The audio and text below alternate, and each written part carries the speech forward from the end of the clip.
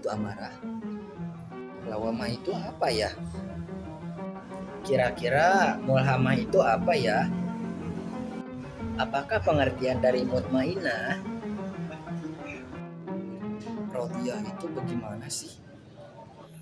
Tolong jelaskan kepada saya, apa itu mardiyah? Saya masih belum paham apa itu kamilah.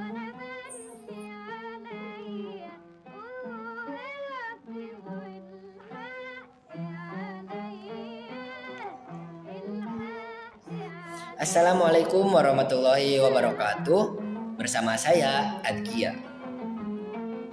Saya di sini akan menjelaskan tentang nafsul insan. Mustahil ya manusia tidak mempunyai nafsu. Setiap manusia pasti mempunyai nafsunya masing-masing. Namun, nafsu itu ada yang baik dan ada yang buruk. Sebelum kita masuk lebih dalam mengenai nafsu, kita harus tahu dulu nih, apa itu nafsu? Nafsu adalah suatu perwujudan dari perbuatan buruk. Namun, jika kita mengkaji lebih dalam, nafsu itu terbagi dua. Ada nafsu yang baik dan ada nafsu yang buruk gitu. Dan jika kita mengkaji lebih dalam lagi, nafsu juga terbagi dua lagi. Kenapa nih banyak terbagi dua? Tadi udah dibagi dua, tapi sekarang dibagi dua lagi. Yang tadi itu secara baik dan buruknya. Untuk sekarang secara jenisnya. Nafsu secara jenisnya ada dua. Ada nafsu duniawi dan ada nafsu ukhrawi atau keakhiratan. Sebagaimana dijelaskan dalam surah Yusuf ayat 53. A'udzu billahi minasyaitonir rajim. Bismillahirrahmanirrahim. Wa ma ubarri'u nafsi innan nafsa la'ammaratun bisu'i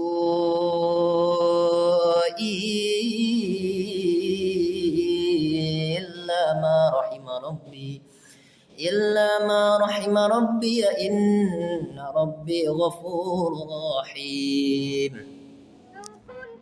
Dan aku tidak membebaskan diriku dari kesalahan, karena sesungguhnya nafsu itu selalu menyuruh kepada kejahatan, kecuali nafsu yang diberi rahmat oleh Tuhanku.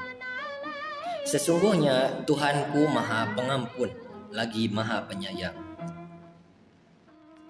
Jadi teman-teman, nafsu itu tidak selalunya buruk.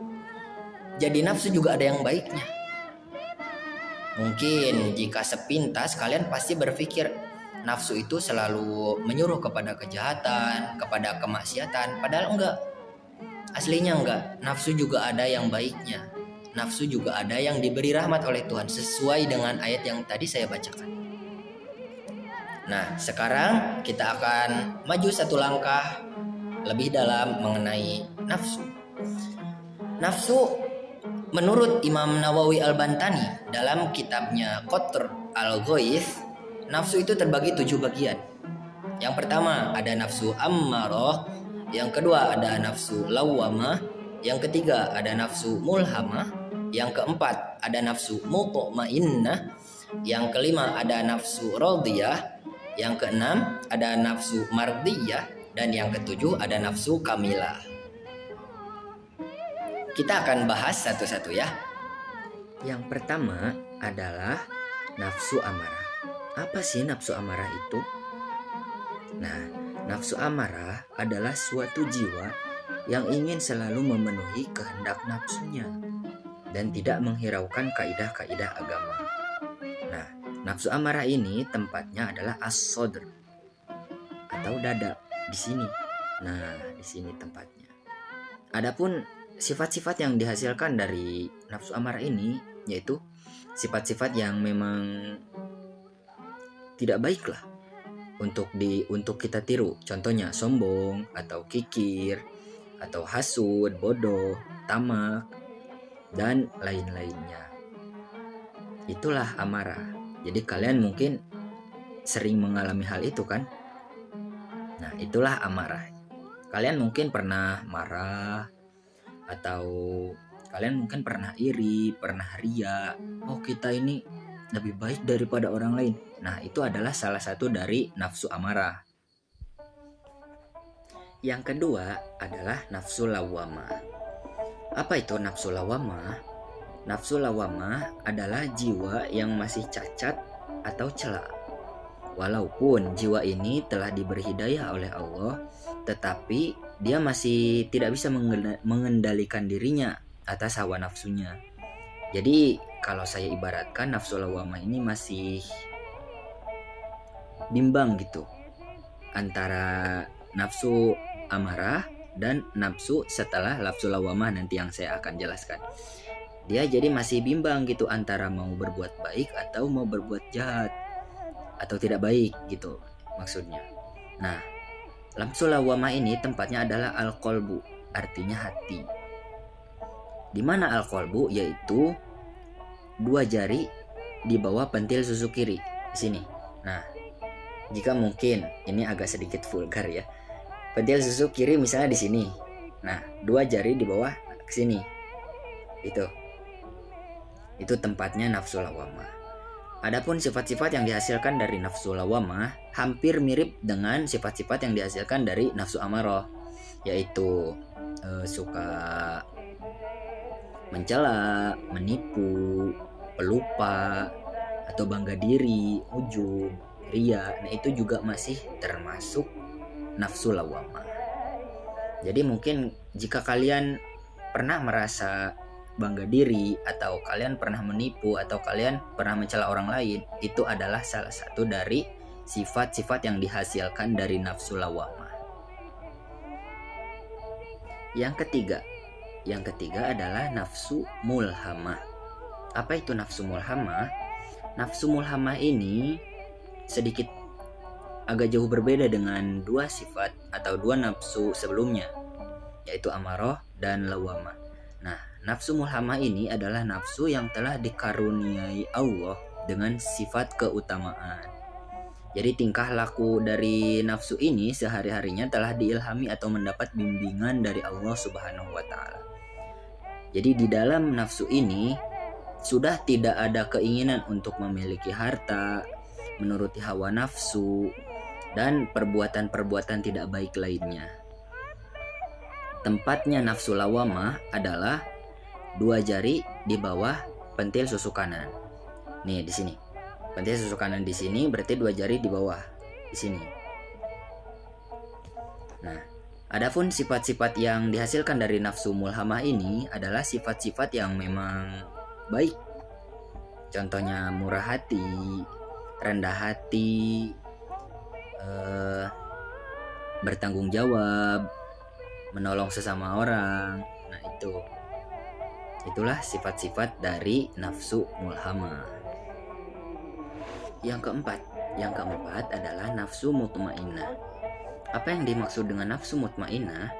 Nafsu mutmainnah ini adalah nafsu yang telah mendapat ketenangan dari Allah Subhanahu wa Ta'ala.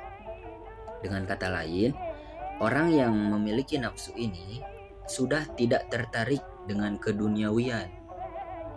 Tempatnya nafsu ini adalah 2 jari di samping susu kiri ke arah dada. Nah, berarti di sini gini berarti arahnya. Nah, ke sini berarti di sini. Nah, tempatnya nafsu itu jadi di sini. Namanya asir, rahasia. Cuman dikasih clue 2 jari di samping susu kiri ke arah dada. Sifat-sifat yang dihasilkan dari nafsu mutmainnah ini yaitu dermawan, terus berserah diri, bersyukur, ridho, dan takut akan melanggar larangan-larangan Allah SWT. Yang kelima adalah nafsu radiyah.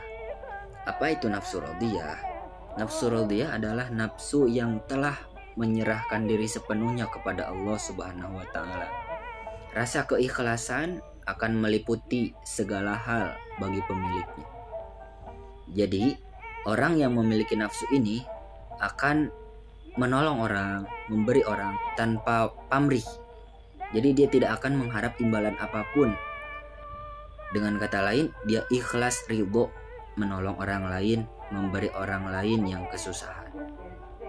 tempatnya nafsu ini adalah sir, yaitu sangat rahasia. Cluenya hanya diberitahu di jantung. Nah, itu tempatnya. Adapun sifat-sifat yang dihasilkan dari nafsu ini, yaitu yang memang sifat-sifatnya sudah masuk ke ranah atas gitu. Sudah masuk ke ranah para ulama, yaitu suka berserah diri, dia meninggalkan keduniawian, meninggalkan syubhat dan lain-lain. Yang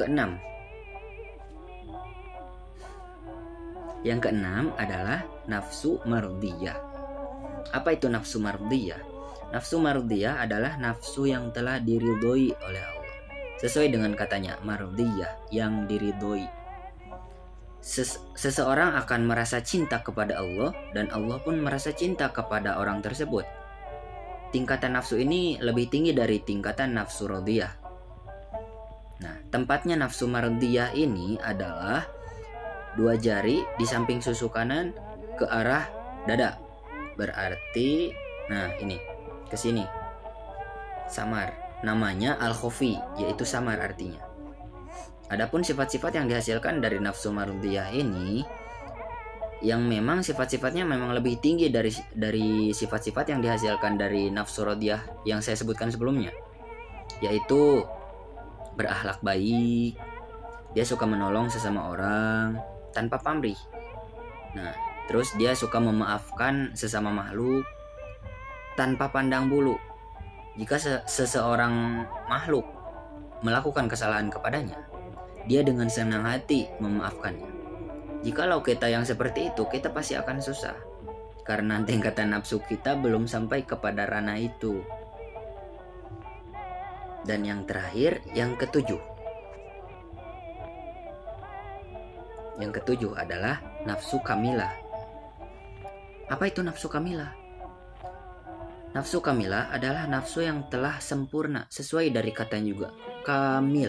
Kamilah artinya sempurna. Jadi orang yang telah mencapai tingkatan nafsu ini telah mendapatkan pancaran kebenaran langsung dari Allah, serta telah mencapai tingkatan ma'rifat, yaitu tingkatan tertinggi. Bahkan dalam riwayat lain, orang yang telah mencapai tingkatan nafsu ini bisa berdialog langsung dengan Allah Subhanahu wa Ta'ala. Tempatnya adalah di tengah-tengah dada, yaitu khofilah, samar, juga tersembunyi. Juga kita tidak tahu tepatnya di mana, cuman dikasih cluenya itu di tengah dada tempatnya nafsu kamilah itu ya.